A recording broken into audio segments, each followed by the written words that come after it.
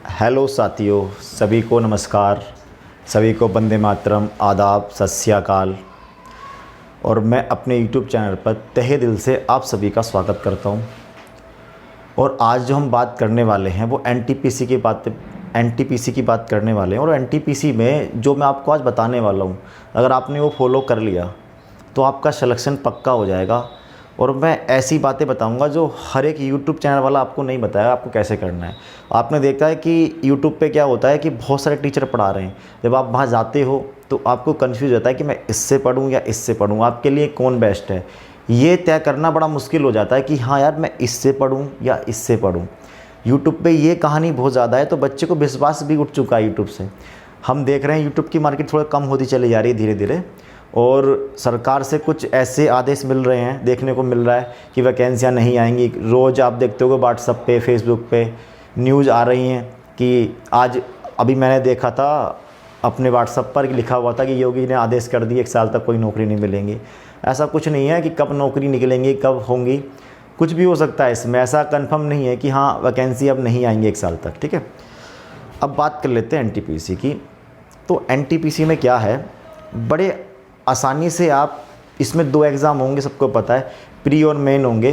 पिछली बार सबको पता होगा 2016 में जो पेपर हुआ था हमारा, उसमें क्या था, उसमें 2 पेपर नहीं थे, प्री और मेंस नहीं थे, खाली एक ही पेपर था। लेकिन उसमें चीटिंग की वजह से 2 एग्ज़ाम कराए गए, आपने देखा होगा। क्योंकि पिछले पेपर, जब पहला पेपर हुआ तो उसमें इतनी चीटिंग हुई, तो उस चीटिंग को देखते हुए उन्होंने क्या करा, 2 पेपर कराने पड़े, मतलब दूसरा पेपर कराना पड़ा उन्हें मजबूरी में। तो पहले एक ही पेपर था, तो इस बार तो खैर 2 पेपर करा रहे हैं एग्ज़ाम में। अब 2 पेपर का आपको कितना बेनिफिट है, कितना नुकसान है, ये मैं अपने एक्सपीरियंस से बता रहा हूँ आपको। और ये अगर आप कर लोगे तो पक्का 100% आप सिलेक्शन ले लोगे एनटीपीसी में, ये गारंटी मेरी है। ठीक है, अब करना क्या है आपको। नंबर 1 बात तो सिलेक्शन जो होता है ना, कुछ बच्चे क्या होते हैं, आते हैं यूट्यूब पर बैठेंगे और पढ़ना स्टार्ट कर देंगे। बेटा अगर ज्ञान लेने से सिलेक्शन हो जाता तो जना आप देखोगे जो टीचर है ना, उन पे बहुत सारा ज्ञान है, उनका सिलेक्शन नहीं हो रहा आज के डेट में। ज्ञान से सिलेक्शन नहीं होता, सिलेक्शन होता है प्रैक्टिस से। अब प्रैक्टिस करें कैसे, आप टेस्ट पेपर जिन्होंने पढ़ लिया काफ़ी सारा, वो प्रैक्टिस करें टेस्ट पे, है ना। जो अपने जो वीक टॉपिक हैं उन्हें स्ट्रॉन्ग करें। नंबर 1 बात तो ये है, जो पढ़ रहे हैं। और जो बेचारे अभी स्टार्ट करेंगे, उनके पास समय नहीं है, कम टाइम में कम डाटा पढ़ के कैसे नंबर लाना है वो भी मैं आपको बताऊंगा, शॉर्ट ट्रिक क्या है उसकी। अब आपको करना क्या है, पहले अपने जो टॉपिक आपके बेकार टॉपिक हैं, जिसमें आपका मन नहीं लगता, उनमें मन लगाने का प्रयास करो। ठीक है, जितना ज़्यादा आप मन लगाने का प्रयास करोगे, रुचि लो पढ़ाई में। अभी क्या हो रहा है, बच्चे का रुचि टूट रही है क्योंकि उन्हें लग रहा है, क्योंकि कोई भी यार, मैं भी इंसान हूँ, अगर मुझे भी लगेगा वैकेंसी नहीं आनी 1 साल, मान लो कि मुझे किसी पेपर की तैयारी करनी है, मुझे भी लगेगा 1 साल नौकरी नहीं आनी, तो मैं भी क्या करूँगा, यार चल छोड़, 1 साल में तो पढ़ लूँगा, कभी भी पढ़ लूँगा मैं, अभी बहुत समय है। मैं अगर आपकी जगह होता तो मैं भी यही करता, उसमें कोई वो नहीं है। लेकिन हमें नहीं करना चाहिए ऐसा, क्योंकि इसकी भरपाई भी हमें करनी पड़ती है। हम चाहे कम पढ़ें, लेकिन रेगुलरिटी बना के रखनी चाहिए। आप पहले 4 घंटे पढ़ते हैं, 5 घंटे, आप 2 घंटे पढ़ो, कोई दिक्कत नहीं है, 2 घंटे में काम चल जाएगा। आप थोड़ा थोड़ा पढ़ोगे तो उसे प्रैक्टिस में रहोगे, है ना। ऐसा होता है ना, अगर हम कोई काम करते हैं, अगर उस काम करना छोड़ दें, जैसे मान लो कि आप हल चलाते हो खेत में, अब रोज़ हल चला रहे हो तो आप प्रैक्टिस पे हो। अगर आप 6 महीने हल नहीं चलाओगे तो हल चलाना भूल जाओगे।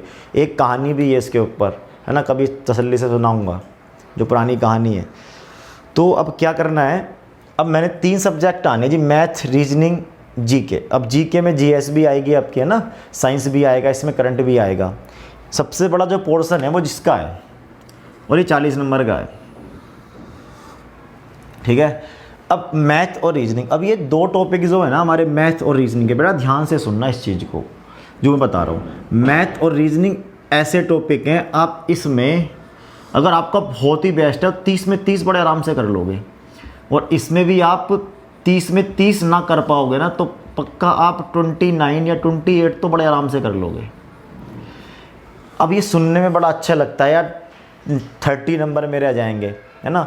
30 नंबर के लिए मेहनत बहुत करनी होती है। अब बच्चे क्या करता है, कुछ टॉपिक पढ़ लेता है, अपने मैथ के बढ़िया कर लिए अपने मैथ के टॉपिक, और उसे ऐसा लगेगा यार ये टॉपिक मेरे बढ़िया हैं, और तू मैथ के अपने हिसाब से नंबर जोड़ लेगा। 30 तो मेरे मैथ में हो गए और 30 मेरे इसमें हो गए, 60 हो गए, 20 मेरे इसमें हो गए, नंबर आ गया।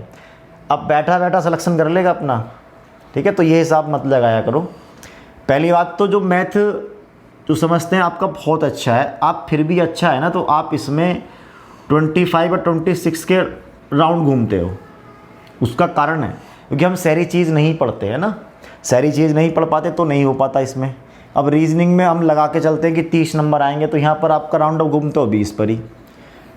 अब रेलवे में एक बहुत बड़ी कमी है कि रेलवे में कुछ क्वेश्चन हमेशा गलत आते हैं, आपको पता है। हमेशा एरर वाले क्वेश्चन आते हैं, कुछ इंग्लिश में सही होंगे, कुछ हिंदी में सही होंगे, और उनके नंबर ही मिलते हैं। जो बच्चा समझदार है, पहले से पेपर दे रहा है, उनका प्रयोग कर लेता है। तो हमें क्या ध्यान देना है, अब इसमें कुछ बच्चे क्या यूट्यूब पे ये कहानी हो रही है, साइंस को ज़्यादा रोल दिया जा रहा है। बेटा ये एनटीपीसी की बात कर रहा हूँ मैं, रेलवे ग्रुप डी की बात नहीं कर रहा। एनटीपीसी में अगर पुराने पेपर आप देखोगे, साइंस गिनोगे, तो आप देखोगे 8 से 9, हद है 10 से 12 नंबर की साइंस आपके जाएगी। 8-9 नंबर की साइंस आएगी। हुआ क्या है, पिछले एग्जामों में एएलपी में और ग्रुप डी में बहुत सारी साइंस आई है, तो बच्चा सोच रहा है कि साइंस ज़्यादा आएगी। तो एनटीपीसी में साइंस ज़्यादा नहीं आएगी, ध्यान रखना। ये नॉन टेक्निकल वैकेंसी है, तो इसमें साइंस ज़्यादा नहीं आएगी। साइंस को वरीयता ज़्यादा ना दें, नंबर एक बात तो ये। जिन्हें एनटीपीसी में ही जाना है तो साइंस पे ज़्यादा फोकस ना करें तो बेटर रहेगा। आप हल्के वन लाइनर क्वेश्चन भी पढ़ लोगे ना, ऐसा तो नहीं है कि अगर आप वन लाइनर भी पढ़ोगे, आप जीके में बात करते हैं, तो अगर वन लाइनर भी पढ़ोगे ना, इसमें अगर 8 क्वेश्चन आ रहे हैं तो आप बड़े आराम से 5 से 6 क्वेश्चन कर लोगे बड़े आराम से। वन लाइनर ऐसा नहीं है कि अगर हमें ग्रुप डी की बात करें या एएलपी की, तो टेक्निकल वैकेंसी थी, तो वहाँ पर फिजिक्स से क्वेश्चन अच्छे कहाँ से, फिजिक्स से, केमिस्ट्री से बहुत अच्छे। बायो तो वही रिपीट होनी है, बायो में कोई नया क्वेश्चन नहीं बनता, लेकिन फिजिक्स में क्या करता है, क्वेश्चन के आंसर जैसे कि मान लो 4 ऑप्शन दिए हैं, तो ज़रूरी नहीं है चारों के चारों ऑप्शन सही हो सकते हैं फिजिक्स में। मेन ये है आप फिजिक्स के ज्ञाता हो। मैंने ये देखा, मेरे साथ के थे जो सिलेक्शन हुए, जिनके कुछ के सिलेक्शन रह गए, जो फिजिक्स पढ़ाते हैं, एमएससी को बीएससी को पढ़ाते हैं, उनका सिलेक्शन हो गया। बीएससी एक नॉलेज होना एक अलग चीज़ है, पेपर निकालना एक अलग चीज़ है। आप दोनों को अलग रखना इनमें, है ना। नॉलेज ज्ञान नहीं करनी है, हमें सिलेक्शन लेना है या सिलेक्शन लेके नौकरी करनी है ना। अब तो आप, मैं जीके की बात कर रहा हूँ पहले, तो आप बड़े आराम से अगर वन लाइनर पढ़ते हो, कहीं से भी कोई भी बुक लेके, यार कहीं से भी पढ़ लो, जा चक्कर में मत पढ़ो, बुक लो और पढ़ो बड़े आराम से। कोई भी रेलवे की घटना चक्र लोगे, वहाँ से क्वेश्चन देखोगे, पैटर्न को ऑब्जर्व कर लो एक बार, अपने आप से करने का प्रयास करो यार, दूसरों के ऊपर निर्भर मत रहो। आप दूसरे के ऊपर निर्भर रहोगे कभी सिलेक्शन नहीं होगा, ये हमेशा याद रखना। अब बच्चा सबसे ज़्यादा यूट्यूब पे क्या कर रहा है, पूरा दिन यूट्यूब पे क्लासें देखेगा, और बाद में हासिल क्या हो, घंटा, कुछ नहीं मिलना उसे। यूट्यूब वालों को कुछ नहीं मिलने वाला। जो यूट्यूब पे पूरा का पूरा टाइम निकालते हैं ना पढ़ाई में, उनका सिलेक्शन नहीं होना, ये गारंटी से मैं कह रहा हूँ।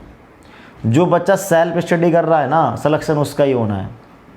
अगर आप 2 घंटे क्लास देख रहे हो, अब हो क्या रहा है, यूट्यूब वाले 11-11 घंटे की क्लास अपलोड कर रहे हैं, 4-4 घंटे की क्लास अपलोड कर रहे हैं। भैया क्या फ़ायदा है? वो भैया अपने चैनल को मोनेटाइज कराने के लिए, चैनल पर इनकम बढ़ाने के लिए ऐसा हो रहा है।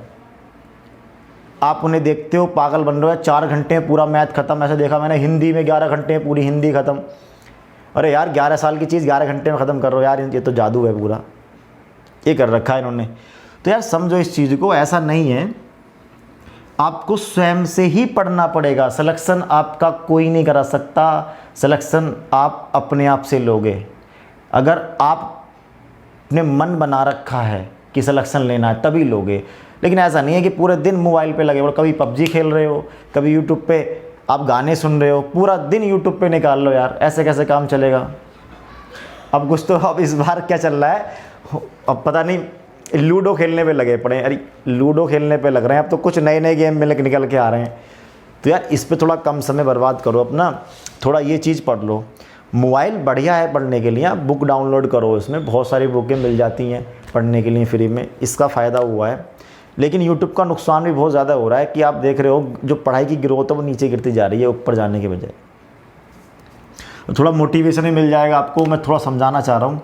तो इस वीडियो को ज़्यादा शेयर करना, जो बच्चे यूट्यूब से पढ़ते हैं वो ज़रूर देखें इसे, है ना बेटा। यहाँ पर आप कोई भी किताब लो, घटना चक्र, जो रेलवे की तैयारी करने वाले हैं तो आप रेलवे ही की किताब लेना। है ना। जीके के लिए बोल रहा हूँ, मैथ के लिए आप कोई भी लेना, बताऊंगा मैं अभी। आप कोई भी रेलवे की जीके लो, हमेशा आप देखोगे, आप पिछले पेपर देखना, हमेशा रेलवे जो है क्वेश्चन को रिपीटेड करता है। अगर 90% 80, चलो 80 मान लो, 90 छोड़ो, 80% डाटा रिपीट होता है हमेशा। अब बताओ 80% डाटा रिपीट हो रहा है, अगर आप उसे पढ़ के जाओगे, क्या इतना भी नहीं आएगा? आप थोड़े बहुत अपने मन से कर लो, 80% रिपीट होंगी चीज़ें। ऐसा नहीं है कि बहुत सारी चीज़ें नहीं आ जाएंगी। तो आप जीके में सबसे पहले ये करो, और जीके में ये कर लोगे ना, आप कोई बुक लेके उसे एक बार नहीं 8 बार 10 बार पढ़ो, जितनी बार पढ़ोगे उतना बढ़िया रहेगा, ठीक है। तो जैसे कि इसे आप, ऐसा कुछ बच्चे क्या करते हैं, एक बार पढ़ लिया तो मैंने तो जीके ख़त्म हो गई, उसी चीज़ को बार बार, क्योंकि ध्यान रखना, हमेशा जितनी प्रैक्टिस करोगे उतने निखर के आओगे, ठीक है। ब्रूस ली ने कहा है इस बारे में, अगर जितनी भी आप प्रैक्टिस करोगे उतने निखर के आओगे। मेन है प्रैक्टिस, और कुछ नहीं है। जो जितनी प्रैक्टिस करेगा वो उतना आगे जाएगा। तुम्हें क्या चाहिए? इतना सारा चाहिए आपको डाटा, और उसे कोली भरे जा रहे हो, याद कुछ है नहीं उसमें, तो आप वहाँ जाकर निगेटिव करोगे ना। तो इस वाले पार्ट को मैं कवर कर चुका। कोई भी बुक लो, ठीक है, और YouTube पे इतना कंटेंट पड़ा है समझने के लिए बहुत सारा। आप कहीं से भी जीके पढ़ सकते हो, हमारे चैनल पे खुद पढ़ सकते हो, चालू की हैं आप वहाँ से पढ़ सकते हो जीके। आप समझो जीके हो किसी टीचर से, लेकिन पढ़ने के लिए आप मोस्ट डाटा पढ़ो, है ना। अब आते हैं रीजनिंग पर, है ना बेटा। मैं अपने सब्जेक्ट की बात करूँगा बाद में, मैथ की। रीजनिंग में आप जितने प्रैक्टिस सेट हो सकते हैं, पहले तो आप सारे कॉन्सेप्ट को क्लियर करो। ये टॉपिक ऐसा है, आपको नंबर देके जाएगा, 30 नंबर देके जाएगा, या 29 तो पक्के हैं, और इसमें 10-12 नंबर तो वो कर लेता है जो बेचारा 2 महीने से कोचिंग जाता है ना, वो कर लेता है। तो आप रीजनिंग में क्या करना है, आपको प्रैक्टिस सेट, पहले तो आप पूरे कॉन्सेप्ट को पढ़ो, जितने भी कॉन्सेप्ट है ना सबको कंप्लीट कर लो एक बार। सारे कंप्लीट करने के बाद ना आप क्या करना है, इसमें सारे कंप्लीट कर लो जितने कॉन्सेप्ट है ना, वही कॉन्सेप्ट दोबारा रिपीट होने। कोई रीजनिंग में कोई नए कॉन्सेप्ट नहीं बनते, वही कॉन्सेप्ट हैं सारे, वही कॉन्सेप्ट रिपीट होने हैं। तो आप कॉन्सेप्ट करने के बाद पहले कॉन्सेप्ट बनाओ, सारे कॉन्सेप्ट को क्लियर करो। उसके बाद क्या होना है, आपको प्रैक्टिस करनी है। 50 क्वेश्चनों का प्रैक्टिस सेट लगाओ, टाइमिंग लगा के। ऐसा नहीं कि आपने प्रैक्टिस सेट ले लिया और शाम तक कर रहे हो, है ना।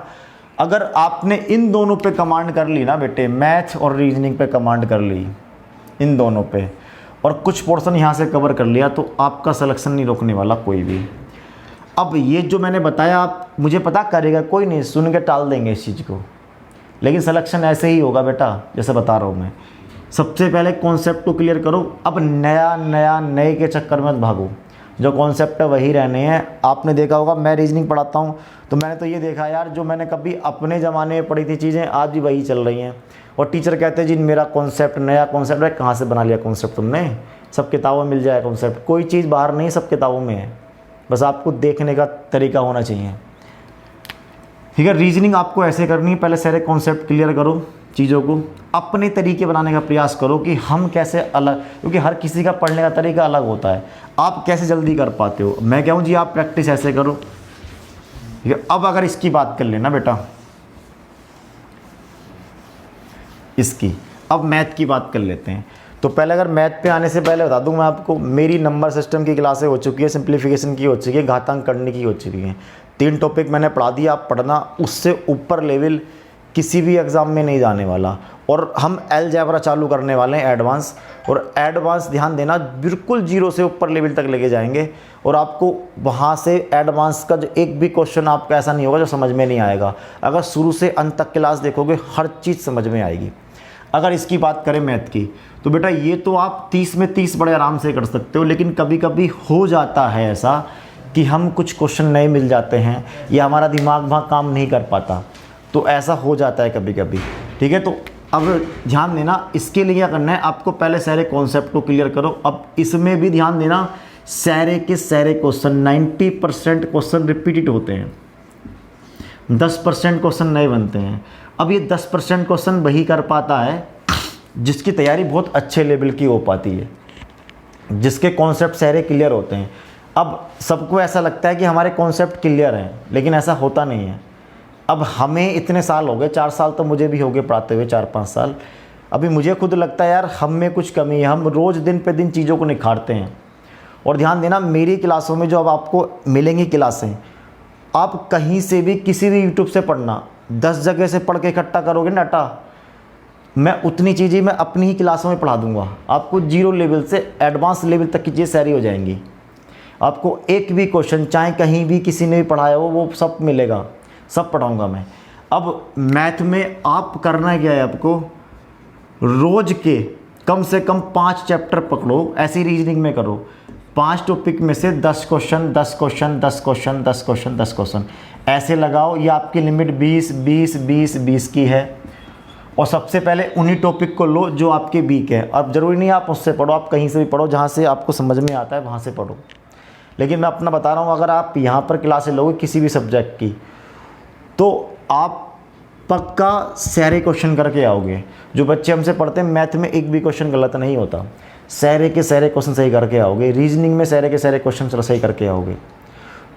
बिल्कुल ध्यान देना, इस चीज़ का ध्यान रखना है। मैथ में आप सारे टॉपिक देखना और ध्यान देना। 5 ऐसा क्यों कह रहा हूँ कि आप 5 टॉपिक लो, मैं इसलिए कह रहा हूँ बेटा 5 टॉपिक के लिए, क्योंकि 5 टॉपिक लोगे ना तो आप 5 टॉपिक याद कर पाएंगे। जैसे मैंने आज टॉपिक पढ़ा परसेंटेज, अगर मैं सिंगल टॉपिक पढ़ूंगा तो उसका नंबर कम से कम 2 या 3 महीने बाद आएगा लौट के, तो आप भूल चुके होगे। हम भूल जाते हैं, ठीक है। हम तो रोज़ पढ़ाने का काम होता है, मैं 3 4 4 5 5 बैच पढ़ा देते हैं ऑफलाइन में, तो अब इतना टाइम भी नहीं, मतलब 5 बैच पढ़ाने के बाद चैप्टर दोबारा रिपीट हो जाते हैं 1 महीने में, तो हमें चीज़ें याद रह जाती है क्योंकि हमारी प्रैक्टिस हो जाती है चीज़ों पर इतनी, ठीक है।